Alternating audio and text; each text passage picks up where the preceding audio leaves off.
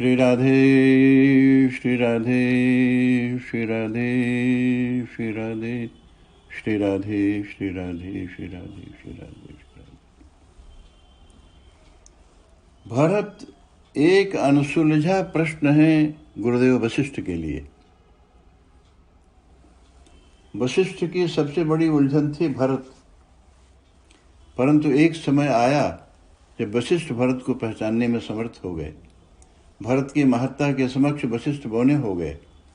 राम मिलन के पश्चात अयोध्या पहुंचने पर एक प्रातः भरत गुरुदेव वशिष्ठ के निवास पर पहुंचते हैं।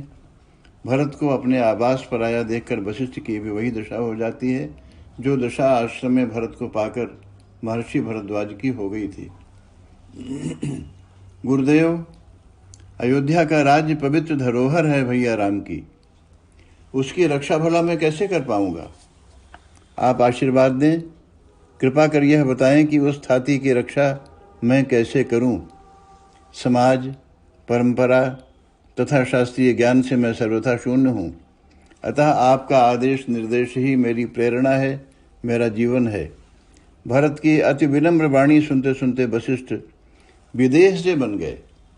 सजल नयन वशिष्ठ ने भरत को गले लगा लिया। आज वशिष्ठ भरत का स्पर्श पाकर अपने को धन्य मान रहे थे। भावना भरे हृदय से कहा वशिष्ठ ने, भरत तू मुझसे पूछता है, मैं तुझे व्यवस्था दूं? अरे तू तो आज उस ऊंचाई पर है कि तेरा समझना, तेरा कहना, तेरा आचरण जैसा भी होगा, जो भी होगा, वो धर्म ही नहीं, धर्म का तत्व होगा। तुझे अब वैदिक व्यवस्था की आवश्यकता नहीं है बेटा। समाज के नीति नियम तेरे लिए नहीं है। अब तुझे पाकर समाज व्यवस्थित होगा, नीति नियम बनेंगे। नीति नियम, आचार व्यवहार, वेद शास्त्र तथा परंपराओं के स्तंभ के रूप में थे वशिष्ठ, परंतु अपनी नैतिकता की व्यर्थता का आभास उन्हें हो गया था। भरत को पाकर अब वशिष्ठ का मानस भी धर्म के तत्वों से भर रहा था। भरत की महत्ता की परख शुष्क ज्ञान से कभी संभव न थी। तभी तो परम ज्ञानी जनक जी ने यह कहा था कि आज भरत महिमा की छाया का भी स्पर्श हमारी ब्रह्मलीन ब्रह्म आत्म साक्षात्कार को प्राप्त बुद्धि नहीं कर पा रही है। धर्म में जीना बहुत कठिन है। धर्म में जी रहे व्यक्ति को पहचानना तो और भी कठिन है। भरत को पहचानना इसीलिए कठिन है। शुक का जीवन इसीलिए व्यास जैसे ज्ञानी के लिए भी दुर्गेय बन गया। कृष्ण चरित्र के व्याख्याता शुक हैं। शुक स्वयं में रहस्य हैं, अतः कृष्ण चरित्र का गूढ़तम रहस्यों से भर जाना तो स्वाभाविक ही है। भारतीय जीवनधारा के साथ कृष्ण का तालमेल बिठाना भी कठिन अवश्य है, परंतु कृष्ण को समझने के पश्चात कुछ भी समझना शेष नहीं बचता। कृष्ण की एक दृष्टि थी, वह नापती नहीं थी चरित्र को, कोई बाट नहीं खोजा था नैतिकता के लिए। कान्हा वंशी बजाते चुपके से आ गए थे। गोपियां स्नान कर रही थीं, पूर्णतः नग्न, वस्त्र तो दूर, तट पर था। दबे पांव आकर चित्तचोर ने चुरा लिए चीर और चढ़ गए कदम पर। लगे वंशी की धुन में झूमने, तो कहीं गोपियों को होश आया। गोपियों ने देखा कि उनके वस्त्र तो तट पर हैं ही नहीं। यह क्या किया कान्हा ने? अब क्या करें? स्वयं का नंगा बदन देखकर शर्म आ रही थी उन्हें। वे और गहरे में चली गई यमुना में, आरजू मिन्नत की कन्हैया से, पर नटखट किसी की सुनता ही नहीं। कृष्ण गोपियों को बाहर बुलाते हैं। एकदम निरावरण हैं गोपियां। आएँ तो कैसे आएँ, कोई चारा भी तो नहीं। गोपियों को कृष्ण की बात माननी पड़ती है और तभी उन्हें अपना वस्त्र मिलता है। कृष्ण क्या चाहते थे गोपियों से? क्या उनकी इच्छा गोपियों को नग्न देखने की थी? यदि यही चाहते थे कृष्ण तो बात अनैतिक थी, चरित्रहीनता की थी, परंतु नहीं। कृष्ण तो योगेश्वर हैं, आप्त काम हैं, पूर्ण काम हैं। उनके लिए नग्नता और आवरण में कोई अंतर नहीं। वे गोपियों को आवरण से बाहर लाना चाहते थे। वे गोपियों को घेरे से बाहर लाकर उन्मुक्त करना चाहते थे। वे चाहते थे कि गोपियां जीवन को देखें, सत्य को पहचानें, परंतु जो कृष्ण चाहते हैं करते हैं वह सबके लिए नहीं है। वह कृष्ण या उन जैसों के लिए ही है। ब्रज की नग्न ललनाओं के बीच क्रीड़ा करता हुआ भी जो निर्विकार हो, वासना का लेश भी जिसके अंतःकरण पर न उभरे, वह उसके लिए है। निरीह ही निष्काम बने तो ही कृष्ण का अनुगमन करें। कृष्ण निष्काम हैं, तभी गोपियों को उन्मुक्त करने में समर्थ हैं। कृष्ण पूर्ण काम हैं, तभी जीवन का सत्य प्रकाशित करने में सक्षम हैं। कठिन है कृष्ण बनना, पहले निष्काम तो बने। कर्म के फल के प्रति लोभ तो समाप्त हो, और तब देखें क्या है चरित्र, नैतिकता का रूप क्या है। नैतिकता ऊपर से लादी गई तो बोझ है प्राणों के लिए, प्राणी की पुकार नहीं। नैतिकता अगर ऊपर से लादी गई ना तो फिर भार है,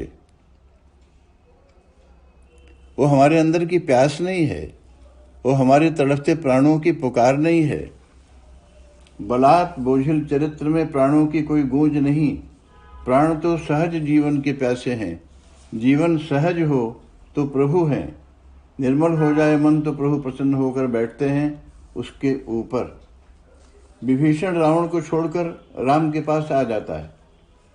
कोई कहता है विभीषण तो बड़ा अनैतिक है, भ्रातृद्रोही है, देशद्रोही है। हाँ, अनैतिक था विभीषण, तभी तो रावण के अत्याचारों को सहता हुआ भी चुपचाप लंका में पड़ा था। वह इतने में ही धन्य था कि रावण उसे राम का मंदिर बनाने से नहीं रोकते। वह राम के भजन गाता है, जप करता है, और रावण को कोई शिकायत नहीं है। लगता है रावण बड़ा उदार है। प्रारंभ में विभीषण भी ऐसा ही समझता रहा रावण को, परंतु जब चुराई हुई सीता को वापस देने की बात विभीषण रावण को कहता है तो रावण विभीषण के ऊपर पादप प्रहार करता है। तो जाकर विभीषण की आंख खुलती है और उसे अपने अनैतिक तथा दंभी व्यक्तित्व का अनुभव होता है। और मजे की बात है कि व्यक्ति को जैसे ही अपने अनैतिक होने का अनुभव हो जाता है वह नैतिक बन जाता है। विभीषण का लंका में रहना रावण के साथ एक एडजस्टमेंट था, एक तालमेल था। उसके प्राणों की प्यास नहीं थी। लंका में वासना से भरा था वह, और जब वासना होती है तो मिलता कुछ नहीं। विभीषण भी खोखला था लंका में। जब राम के पास आया तो वासना शून्य हो गया। विभीषण ने प्रार्थना भरी वाणी में कहा था, प्रभु लंका में था तो वासना थी, अब तो कोई वासना शेष नहीं रही। प्रभु चरणों के प्रेम में सब कुछ बह गया है। और विचित्र बात है कि जब विभीषण वासना शून्य होने की बात करता है तो राम कहते हैं, विभीषण अब तुम लंका का राज्य संभालो। लंका की समस्त शक्ति समृद्धि इसके ऊपर तुम्हारा ही अधिकार है। विभीषण बड़े संकोच के साथ क्षमापूर्वक लंका को श्री राम की धरोहर मानकर उसकी रक्षा के लिए राजा बनना स्वीकार कर लेता है विभीषण। परंतु वास्तव में विभीषण को लंकेश बनने की कोई वासना नहीं है। विभीषण निष्काम है। लंकेश बनना तो प्रभु की आज्ञा की स्वीकृति मात्र है। विभीषण ने लंका का राज्य पाने के लिए यदि रावण से संघर्ष किया होता, हे राम की शरण में आने का उसका लक्ष्य रावण को मारना और राज्य पर अपना प्रभुत्व बनाना होता, तो निश्चय ही विभीषण अनैतिक होता। नहीं, यह बात नहीं थी। विभीषण का विद्रोह था रावण की क्रूर दमनात्मक नीति के प्रति। विभीषण का विरोध था रावण का विश्वासघातपूर्ण विस्तारवादी नीति के प्रति। विभीषण का विरोध था रावण की वासना में जल रही असंख्य अबला ललनाओं के चीत्कार के प्रति।